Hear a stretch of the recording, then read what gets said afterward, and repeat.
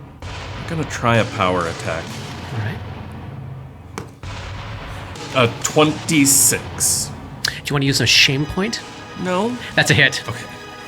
That is gonna be 1d6 plus 9. Yeah. For 13 points of damage. Oh, wow. He definitely feels that as you stab right through his robe into his gut. He kind of twists himself mannequin-like off of it, but he's now got a big gaping wound right there in his gut. And that's the end of round 1. All right, we start at the top of round 2 here. Gull is still outside this room. What do you want to do, Gull? He's going to reload and take a shot with his alchemical torch. He's going to take a 5-foot step forward, too. Oh, man, I am rolling nothing. But maybe it'll still hit. That's a 12 touch attack. -4. I will spend an action point. I cannot do anything. Get that 4 back. So that is a 12. Firing just over Grip's shoulder, you land a shot. Yay! For 2 points of damage. You land a graze on his left shoulder. It all comes back to the beginning. And Dora, you're up. Dora is dazed. Dora She suffers no cannot, penalty to her AC, but cannot act cannot take normally. an action. Is that just a round? Yeah. Xandalis is up, and you're watching now this fight going on around his mouth, as though his mouth is trying to open to say stuff to you, but other muscles on his mouth are clamping shut to keep that mouth closed. His whole body is convulsing, and it just is very upsetting and bizarre to watch. Like you're watching two people fight over control of this meat sack. Let's see, he is 5 feet away from Grip. All right, he sidles 5-foot steps sideways on this mattress stack, and he stares you in the eyes, Grip, and he's going to attempt to cast a spell on the defensive here.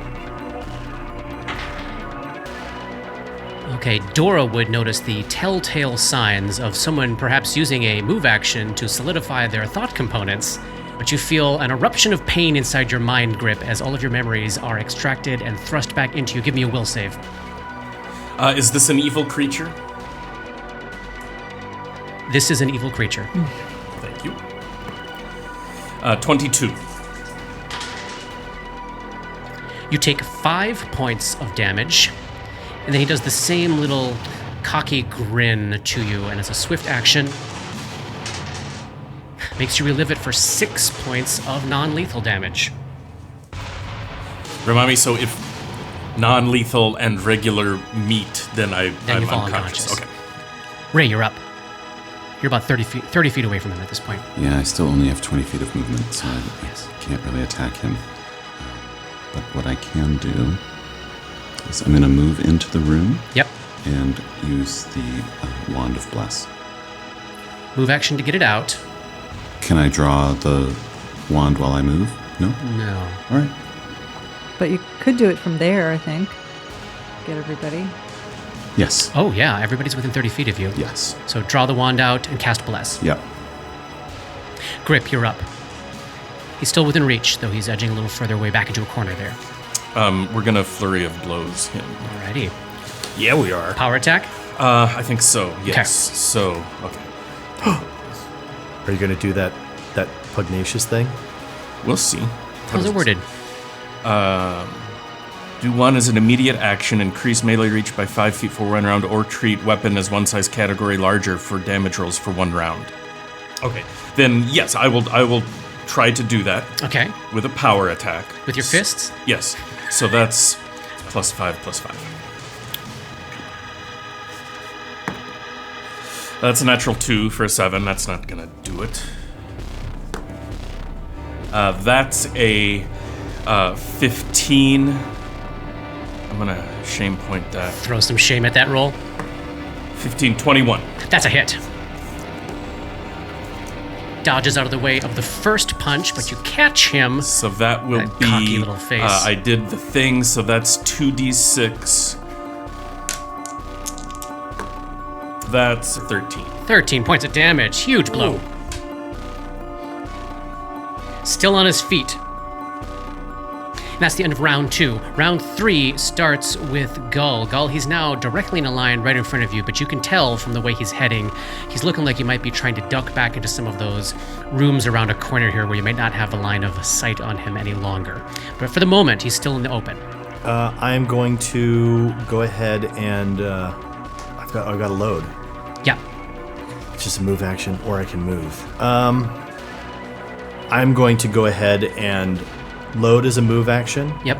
And then I'm going to move up to him and to the side to block off that angle of escape. And I know that I'll provoke, but I'll try to tumble my way through if I can. Gotcha. So you're edging forward, slipping past Grip's right shoulder around this corner here to cut off this direction that Xandalos is heading. He's going to take a swipe at you with his mace with -3 to his strength. And I will fail my attempt to tumble past him. And he gets 17. Miss. All right. Dora, you're up. No longer dazed. Yeah. Can I see him? 35. Yes, you can. And he's 35 feet away. He is. First thing she does, Yeah. as part of her combat advice. Be ready, Grip. When he dies, the Tatterman will come forth. Kill him anyway. Then she manifests Tima and casts Mind Thrust 2 on Melver's Angels. Yes, she does.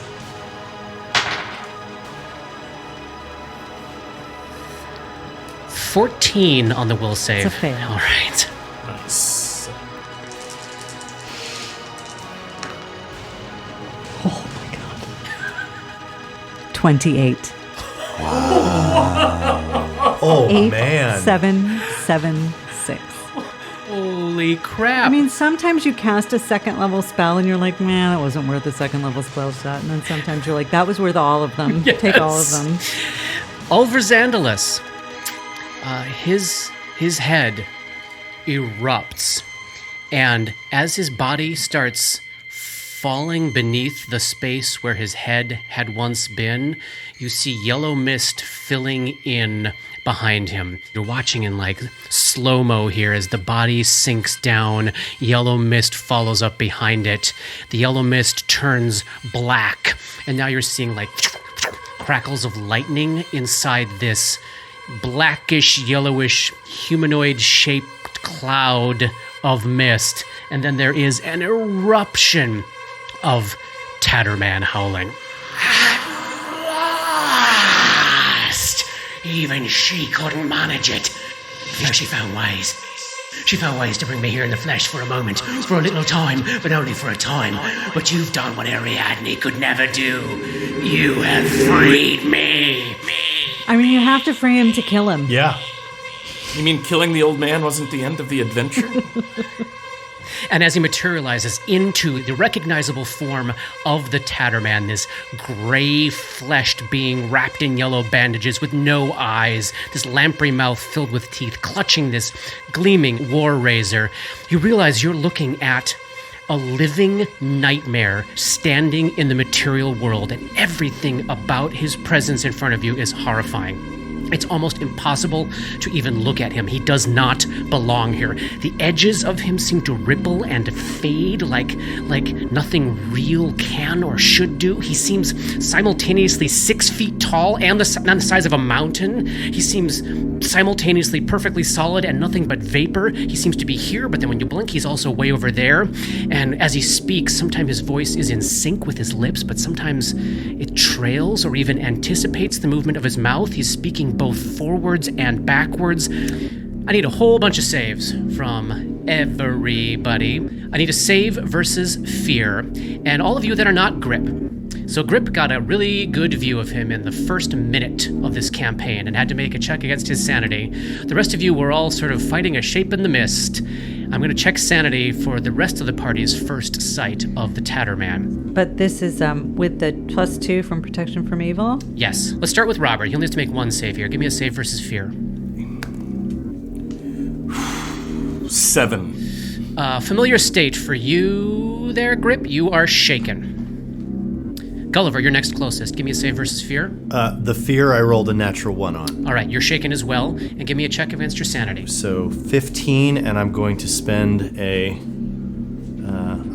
one of my 2 points of inspiration for the day to add another 2 to that. You take only a single point of sanity damage, which is underneath your sanity threshold, so you do not obtain a madness. Next would be Ray. Give me that save versus fear. For the save versus fear, I got a 22. You're not shaken. And then for the second save, 17. Same thing as Gulliver. You take 1 point of sanity damage, but this is not over your threshold, so you hold firm in the face of this madness. Dora. To attempt to return, because she wants to be able to make a knowledge check on this fucking thing next time. Sure, give me a roll. So I'm going to try. Yeah. 25, so she returns to normal. Save versus fear. Because you're no longer Tima. 28. Not shaken. And now sanity. It's a 17, but I'm going to use an action point. Okay. 23. I can't take 1 point of sanity damage. As long as you don't take to your threshold, your madness does not become undormant. So now everybody at this table is sitting on 1 point of sanity damage, which, in Grip's case is always enough to worsen things for him. But, Dora, you are still not needing a fox. You're okay at the moment. Still dormant. And Dora. It is Dora now, and you are seeing this thing in the flesh, and you're seeing the effect it has on the air around it. You're seeing the effect. You're seeing the way it's reacting with reality. You may give me a planes check if you wish to try to identify what the F this is.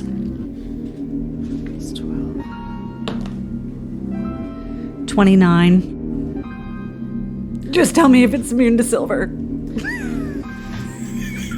I just have to know. The Tatterman has a lot of stuff going on. It is a unique doppelganger. It's got some class levels, but the thing that you notice from the way it's interacting with reality is that it is a nightmare creature. Mm-hmm. And you know a couple things about that. You know that they can only effectively be harmed by either good weapons or silvered weapons. Thank God. That, in fact, it has DR 5, overcome by either good or silvered weapons, and it has regeneration 5, which can be shut off by good spells and weapons or silvered weapons. This is a regenerating creature with damage reduction, and you would know that... Is it immune to mind-affecting effects? Not as far as you know, but you do know that it is entirely immune to all effects of the illusion school. It cannot be deceived by any illusion. Which probably makes sense as a creature from the dimension of dreams. So I'm not going to kill this thing with a ghost sound? That would be so weird. Dora will relay all that through the message. And then, as your turn ends, the Tatterman is up. Oh boy. He's 5 feet away from Grip. He has felt the pleasure of slicing through Grip's flesh with his war razor. He's going to he's going to swing out with his war razor at you. 28. Yep. For 8 points of damage, and then he rakes out with a claw as well. 19? That's a miss, right? That's a miss. Okay, all right, so the second attack misses, and he gives you a little cock of his head as if clocking, oh, he has indeed gotten stronger since the last time I slaughtered him. Ray, you're up. Oh, sorry. I knew I was going to forget this. As he attacks Grip, and you all see the fury of that war razor slicing through the air, you have this flashback, reliving moment from that first moment in the campaign when you first saw that blade. I need everybody to make another save versus fear here. Man. Grip. 19. Want to use any shame? Just burn them. Just burn them all. 22. You hold firm. Gull. I rolled a natural fucking 2. Oh, shit. Well, you have lots of points you can add to rolls. What are you sitting at right now? Because you get to add +2 from the I'm already protection. shaken, so that knocks away the resistance there. All right. So that's a 2 plus 1 versus fear, so that's a 3, and then I've got a plus 5, so that starts with an 8. Okay. And all I can spend is a shame point because I spent my other 2. I've only got a single point of inspiration left, so that's all I have. So that's what I got. Okay. And I got a 3, so I got a whopping 11. That's what I got.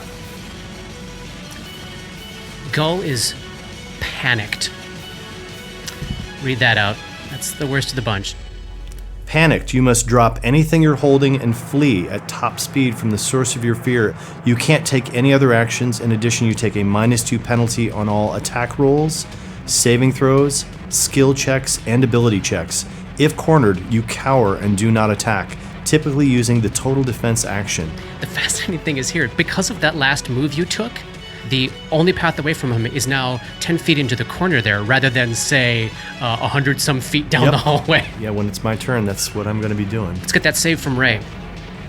Oh, that's a 14 total. I'm going to do a shame point. on Alrighty. that. It was a +5, so that's 19. You're okay. And what about Dora? I got a 20. All right, you're fine as well. So, Gull is in a panic. I think he's going, hide yourself, hide yourself, hide yourself, hide yourself. And we are on Ray's turn. So at the top of this turn, is there any life link healing you want to do? Yes, Grip, you get 5 hit points back. Nice. And knock off 5. You took some non-lethal, right? Knock off 5 of that as well. Drop the Morning Star, pull out the silver dagger. Yeah. And you're still down hit points, right? I'm down 1 hit point. Down 1, and you're still down a couple, right? I'm down 8. So just to cure light wounds for all of us, except... Oh, you mean a I'm channel? sorry, a channel. Great. So 8 points. Thank you. Nice, nice, nice. So that'll also knock off that remaining point of non-lethal damage there, Robert. Fantastic. And me as well. Great. All right, Grip, you are up. I will take a 5-foot step just straight that way, and I will apply my oil of a line weapon to Red Destiny. All right, so it takes a 5-foot step away from the Tatterman. Move action to get out the oil of a line weapon and applying it to Red Destiny. Fantastic. That's your turn. So it is good. Red Destiny is now good aligned. We're at the top of round 4. We're with the frightened Gull. I think we know what he does, but why don't you tell us? He's got his alchemical torch in his hand, and he would drop it. Yep. And then he would withdraw directly back into the corner, as far away as he can get from the Tatterman. Yeah. And he is About literally 10 feet into one of these little small sleeping cells back there. and he is literally just like chanting to himself, hide yourself, hide yourself, hide yourself. Tatterman smiles. And I would almost say, like, if there's a place in there that he could go where he can't be seen by the Tatterman, he would probably try to. I think if you go 5 feet further to the south there, that is around the corner enough. I think you'd be out of view from him. So I think Yeah. I would probably get there and try to Like hide in the rubble? like Yeah. stealth. Yeah, kind great. of Give me a thing. check. All right. That's a whopping, still a 16. Great. All right, you're still very stealthy in your fear. Dora, you're up. First thing Dora says,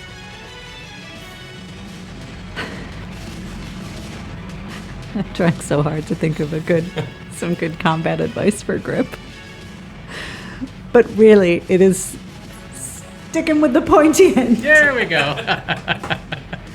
Always good advice. Tima manifests again and says, "You should have taken my deal." And cast Mind Thrust on the Tatterman. Yeah, Mind Thrust 2. Yes, Mind Thrust 2. Until I don't have any more.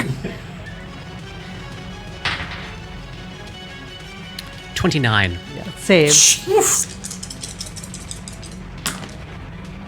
Okay, well, it still does 13. Still does 6. All right, you're seeing a sort of sickly-looking grayish blood with sparkles of rainbow come like gushing out of his nose and ears.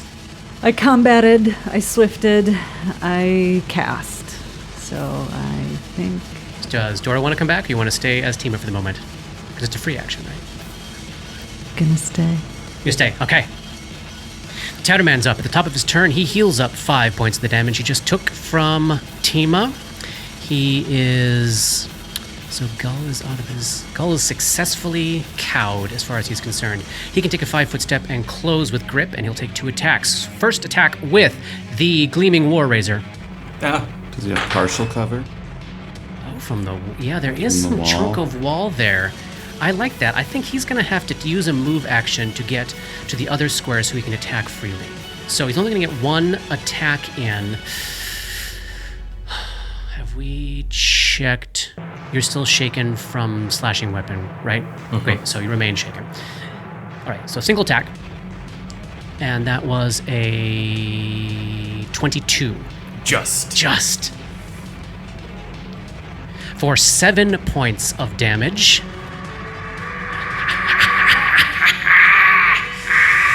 Ray, you're up.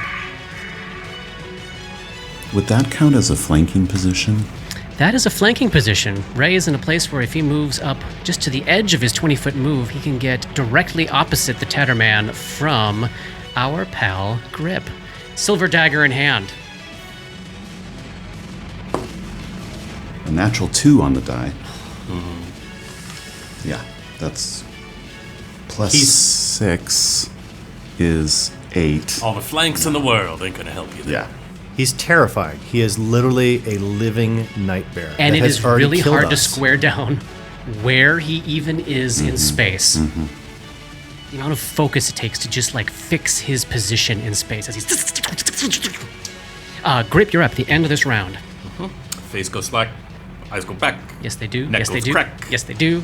and he will take the Grudge Fighter. Yep. So he gets an extra +1.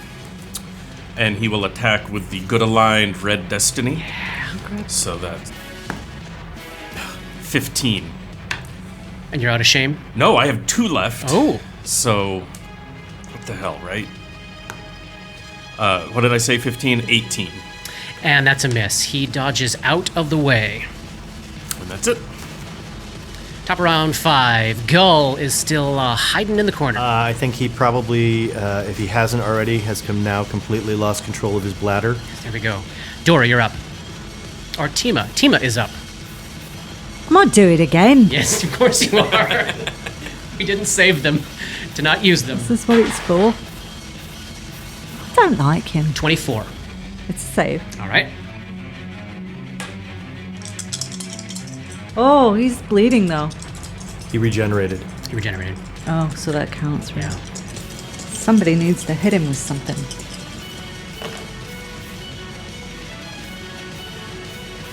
15, so 7. Another disturbing cascade of now like cotton candy comes pouring out of his ears and nose and mouth. His blood seems to be as transformative as he is in the dream space. Anything else that round? Some combat advice? What the bloody hell are you doing? Hit him with a fucking sword. Okay. I'm sorry. That was for grip, by the way. Yes. Tatterman heals 5 points of damage. Swings around to stare at Ray. Hello, baby boy. War Razor hits armor class 23. That's a hit. Claw hits 21. That's a miss. Oh. With protection from evil. 8 points of damage to you, Ray. Thank you. I feel it. And then you are up. Me? Yes. He seems to simultaneously be facing you and facing Grip. He probably can't be flanked. That's a good point. Yes, I'm going to try to attack again. Do it. Oh, that's better. 23. Any shame? Is that flanking? That's without the flanking bonus. That would Okay. be 25. 25 with flanking. No shame. It does seem as though he can be flanked, and that is a hit with a silver dagger. Sweet. That's for 4 points of damage. So does that mean damage from good or silver does not regenerate? That round, you will. So what happens now, that all that damage goes through, and now he is not going to regenerate at the top of his next turn. Because there was a hit with one of those things. Correct, Gotcha. exactly. Okay. Nice. You got a move action left if you want to use it. No. Grip, you're up. All right. I will do it again. I will attack him again. With your good aligned Red With my Destiny. good aligned Red Combat Destiny. advice, and you're flanking. And I'm flanking. So, plus 9. And you're plus blessed. 10. Right? And Grudge Fighter. Yes. So, plus 9, plus 10, plus 12, plus 13, plus 15, minus 2, plus 13. Just roll 20 and then you don't have to worry about it. No, I rolled a 19. Oh, that is a critical That's a critical threat. with a short sword. Back it up, back it up. Please back it up. Another 19 on the die. Critical hit with Red Destiny. Yes. All right. The good aligned Red Destiny. 20 points of damage Nice. with a good aligned weapon. Holy crap. And as this weapon cuts into like the front, like just like sternum level, tears through the yellow bandages, and you see goldfish come flying out of the wound as he screams in absolute agony. The fish or the cracker? That's what I was going to ask. Oh, it's the cracker. It's a little baked fish that comes spilling out of the wound. West Wing. Oh, that is nightmarish. He's definitely not regenerating next turn. Top of round 6. Sorry, Gull. Hiding in there? Yeah, I mean, unless I got an option to do something else this round. Yeah, I'll let you know. Dora, you're up. Okay. Team is up. Team Thank is you up. very Thank much. you very much. Do it again, big boy. All right. I got Mind Thrust 1. I'm doing it again. Got 2 left. Natural 1 on the will save.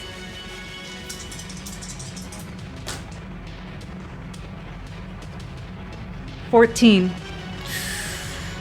And bleed, since he's not regenerating.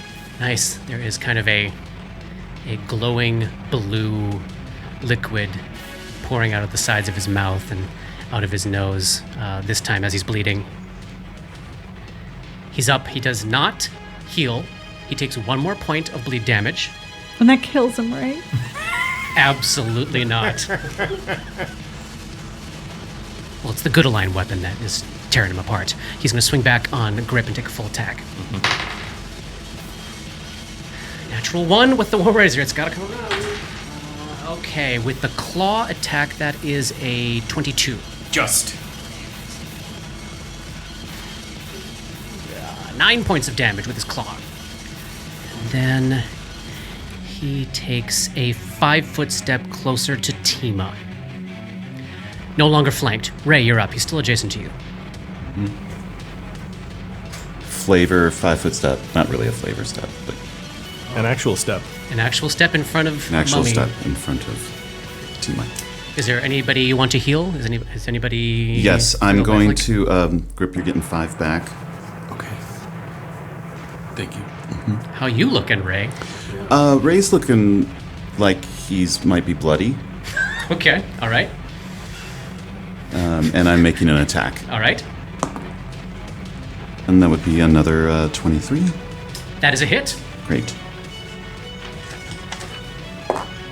For 6 points of damage with the silver dagger. Slash right across his gut below the goldfish wound, and That was pierce. oh, that was piercing. You're stabbing him as the blade comes back out. It trails a bunch of yarn, a bunch of red yarn out of it. How theatrical.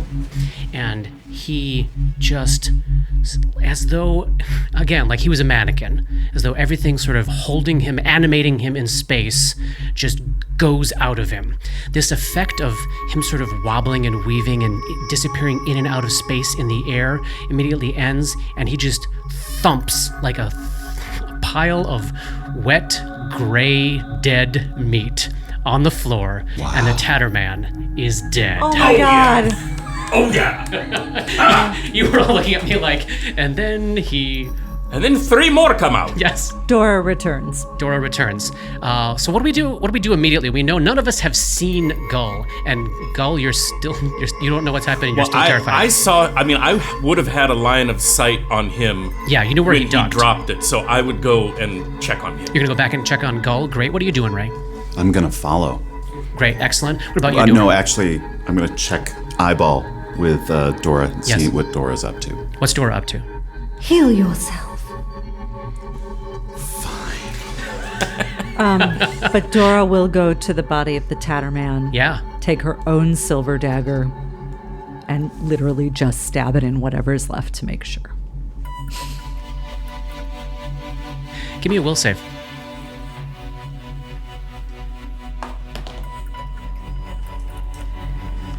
Is this versus what are the bonuses here? You can take the protection from evil bonus. So 20. Okay. So a little lull there. Grip heads around the corner towards Gull. Ray is healing himself. Dora moves over, and as you lift up your hand to stab the knife down into the Tatterman, you realize he is very much alive. Roll initiative. Fucking hell. Ray. 11. Grip. 5. Dora. Natural 20. 22. You realize that in that moment, nightmare creatures have the ability to highly effectively feign their own deaths so as to spring in horror, unprepared, upon creatures that attempt to fight it. Got a 23 on its initiative. It's going to take a lash at you with claws. Natural 20. Oh. Yeah, backed up with, yes. So critical hit. And second claw is an 18. It is prone, though, isn't it? It is prone, so 14. Miss. Okay. 7 points of damage. And then you are up, Dora. 5-foot step back. Manifest Tima again. She's pissed. Yes. And cast Mind Thrust 1. 15. Fail. Because of Tima. Come on, Tima. Oh, yeah. No, these are right. Not great. 10. He pops like a bubble and ceases to exist, leaving behind his war razor and a single silvery ring clatters to the ground and kind of like spirals to a halt. And there is nothing left but a war razor and a ring. Dora just returns. Okay, excellent. So, Tatterman has vanished. By this point, we can rouse Gull out of his fear. Sorry, buddy. That was a terrible place to get stuck with a panicked condition the last fight. But the Tatterman is gone. And as the next few seconds happen here, the kind of heap of flesh remains of Oliver Xandalus on the pile of mattresses there sort of fill out and slowly, as though like a dream were ending, take the form of this man with the chalk marks and the chalk flame on his head, wearing these robes, and you can now see this baby smooth skin on his face and this very particular line of painful looking scars running along his jawline. And their story has ended. Do we have any sense of what this is going to do to, like all the acolytes. Yeah, they're going to rush up here and... The screaming, that obviously the continuous echoing of screaming has stopped. Dora looks outside. Gonna head over to one of the open spaces in the window there. You looking down on the north lawn of Briarstone Asylum being lit underneath the moon there. You see the first sort of tentative steps outside. You see some patients like poking their head out the back door, and you start to see people who had once been apostles in Orpiment heading out onto the lawn and just looking up at the sky, looking up at the stars and the moon in relief. And people start hugging each other. Some folks are running to the cliff's edge and looking over it, not to jump off, but to look over it and verify that what they would expect to see is indeed there. Detect magic. Sure. Let's recover some loot, shall we? Unsurprisingly, the War Razor radiates magic. The ring is radiating magic. There are a bunch of magical auras coming out from underneath Xandalus's pile of mattresses, and you find a wand, a potion, a scroll. And amidst all of that, there is a book. A leather-bound book The Chain of Nights. that Dora immediately recognizes as the Chain of Nights. Amidst all that as well are, this is so specific, 8 pouches, each containing exactly 50 gold coins. I don't know why, but for some reason that was important to... He had a Xandalus. banking business on the side. Yes, he did. Yes, he did. Give me some spellcraft checks there, Ray. Let's do the War Razor. Okay. I'm looking the other way. I rolled a natural one. What is my wrong God. with you? Can we just assume guidance for all of these? Yes. Yeah. That's hilarious. How about the ring? Yeah. 14. Unknown. Oliver Xandalus's mace is magical. 26. +1 light mace. Of course, the thing you can use. You're able to determine that the wand is a wand of command with 38 charges. The scroll is a scroll of Summon Monster 3. And why don't you, Gull, give me a craft alchemy check on the potion? Oh no, No? no. Gull is What's he doing? still in that room, just feeling like utter shit. He feels like an abject failure. He feels like he is useless to this party. He feels like in this moment when he was supposed to like come together as part of this party, he absolutely failed. And, you know, the Ragman should have just killed him. He would be better off if he had just been, because, you know, he can't do anything. He is ineffectual and weak and like that nightmare that he had. Yeah. Where literally he's like a pale imitation of a man. Yeah. You should and talk to Tolman. When he comes out of the room, you know, he hangs to the sides of the walls and stuff and doesn't even like look at the body of the Tatterman. You know, I can imagine him like going and looking out one of the holes in the wall kind of thing. Yeah. And like looking at the drop and going, you know, maybe it would be better. It would be a mercy. Wow. And that's where he's at right now. I mean, he's glad that everybody's alive, but it doesn't have anything to do with him. He's just Understood. Let's wrap up the story of Briarstone Isle here. What do we want to do after this? Free Jeebus. We'd take the shadow lantern down to that room. And when we open that door with the shadow lantern going, you hear a gasp from inside the room and a thank you. And immediately the darkness effect ends. You hear a clattering of bones, and you see in the middle of this shambles of weapon racks and furniture all destroyed, you see a skeleton made of human bones, rat bones, pigeon bones, and raven bones in the loose shape of a small child, all connected by cobwebs, scraps of linen from the beds down in the patient rooms, scraps of the sepia patient gowns, and perched atop of the shoulder of this sort of cobbled together skeleton is a raven skull. And there is like nothing is left in that room but this collection of bones and that feeling of supernatural terror, the supernatural darkness. It's all gone, and Debus has passed on to whatever his afterlife may be when Pharasma meets him in the boneyard.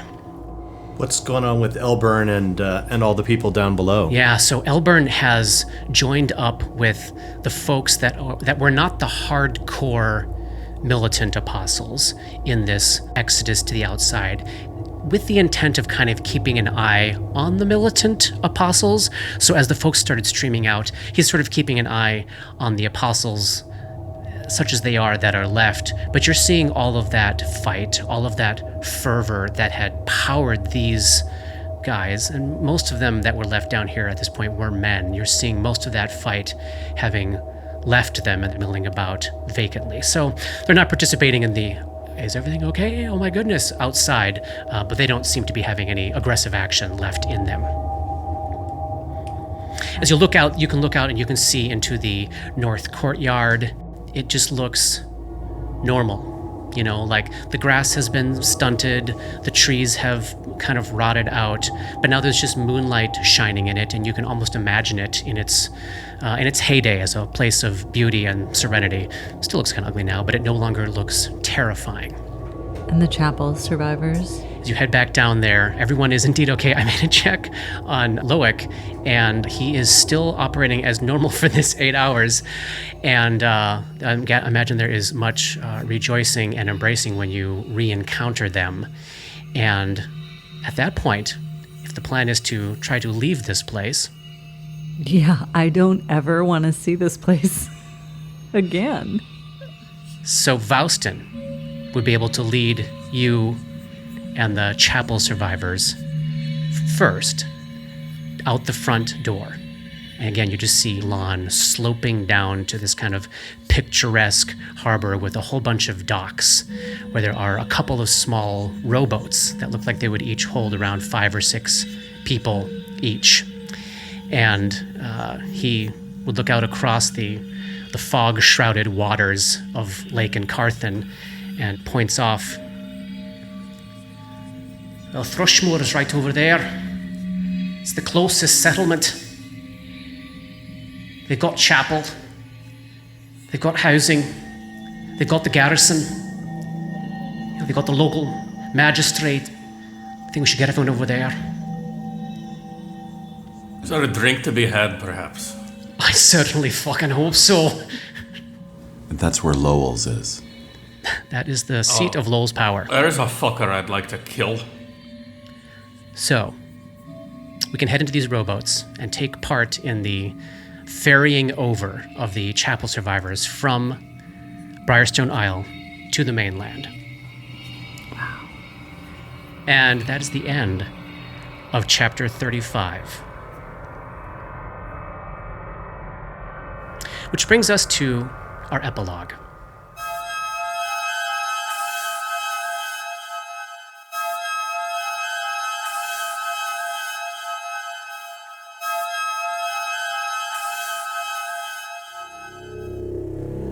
The year is 4683, 35 years ago. Ulver Zandalus is awake. At last. His heart is racing, he's gasping for breath, and he's soaking wet, like he's sweat every ounce of moisture out of his body, and now it's clinging to his skin, and he stinks. Dear Lord, he stinks. Body odor and fear.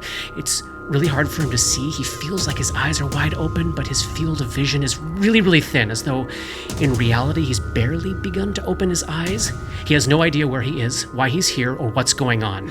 He can see that there are people with him, sort of. At least he's aware of humanoid shapes in the shadowy darkness. 3 of them, maybe 4 or 5. It's impossible to tell. They're arrayed in an arc, a semicircle. And then he hears the footsteps. Heavy boots on hard stone. Clomp, clomp, clomp. The sound bounces off the walls, echoing through him and over him like radiation. Clomp, clomp, clomp. A figure in elegant nobleman's clothing approaches. He's wearing an iridescent hummingbird mask. It's beautiful, it's gorgeous, it's breathtaking. And as the hummingbird slowly turns its head around the arc of figures, looking one helpless person to the next, Ulver can hear the whimpers and the retching and the pissing. He can smell fear like an animal might smell it, as though it were something tangible. The hummingbird looks directly at him. I say this one. Young Ulver screams helplessly as the figures swoop in from the shadows to surround him. They whisper close in his ears, "Have you found the yellow sign?" And that's the last thing he remembers for certain before the drugs and the music and the orgies and the torture and the feasting. Dear God, the feasting began as he was made to watch for 3 days straight, dying inside with every moment. A bell tolls. It's 47:18. 4 companions row across the surface of a mist-shrouded lake, nestled at the heart of a land of hauntings and terrors. Their brows all furrow at the same time as the throbbing in their head starts, and they hear echoes of distant voices. Remember! Hide yourself. Survive this. Destroy them. While meanwhile, somewhere far away, across a continent, across an ocean, in a cell of grim granite, something stirs, something alien. It stirs because somewhere even further away, across another ocean, across a vast desert, there is a dead city slouching by another lake, and beneath that lake something is growing. And as it grows ever so slightly, momentarily fertilized by the thoughts of mortals that merely know its name, the ripples are felt for miles.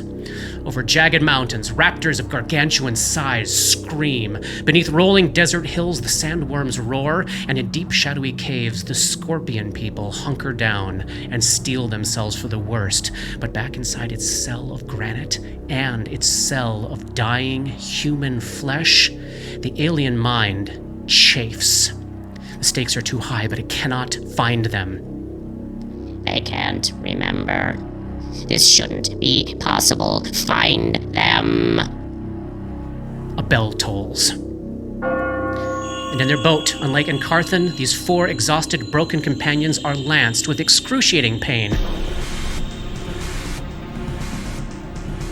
As echoes and agonies tumble through the darkness in the depths of their minds. What is memory? Where does it live? And I don't mean in a scientific sense about which I know nothing, but in the context of this fictional, magical, supernatural world.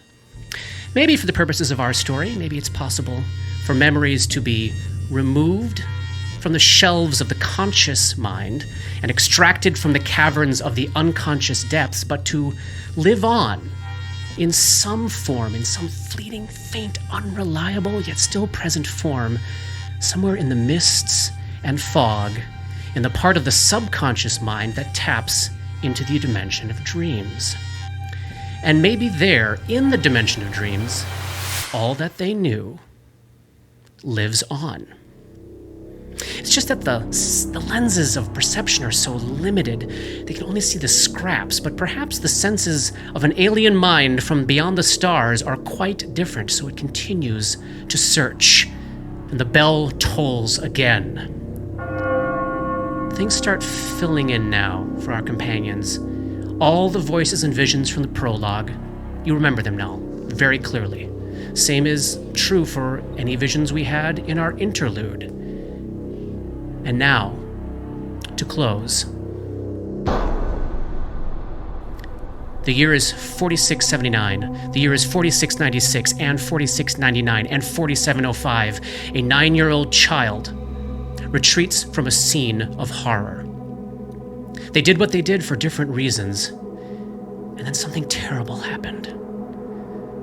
13 years ago, 19 years ago, 22 years ago, and 39 years ago, a 9-year-old child leaves an event that will frame the rest of their lives. And while 1,000 other things might have happened to them afterward, after this traumatic experience, like help or support or love, they received none of these things. Instead, they met, as we know, the stranger. It is those with whom we survive our traumas that help to shape us. And in many ways, it is our traumas, the ones that we survive, that temper us. But in the end, it remains our choices that define us. One version of us in one timeline might be shaped by violence and isolation and make one set of choices. Another version might be shaped by the care and protection of a small, chosen family, shaped by acts of courage and self-sacrifice, and make another set of choices.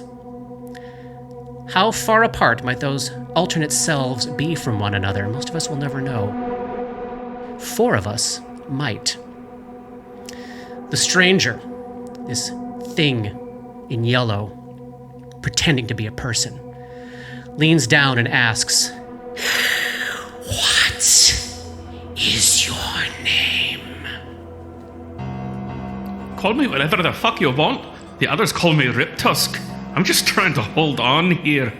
A hateful old witch gave me a name, but you can call me Ray. Call me Roni. It was my uncle's name. He's dead now. Everyone's dead. It's all right. You can tell me you are Dora. No. Dora's gone now. She was weak. She was scared. And that's not me. Not anymore. And what shall I call you? I am Anathema. End of Act 1.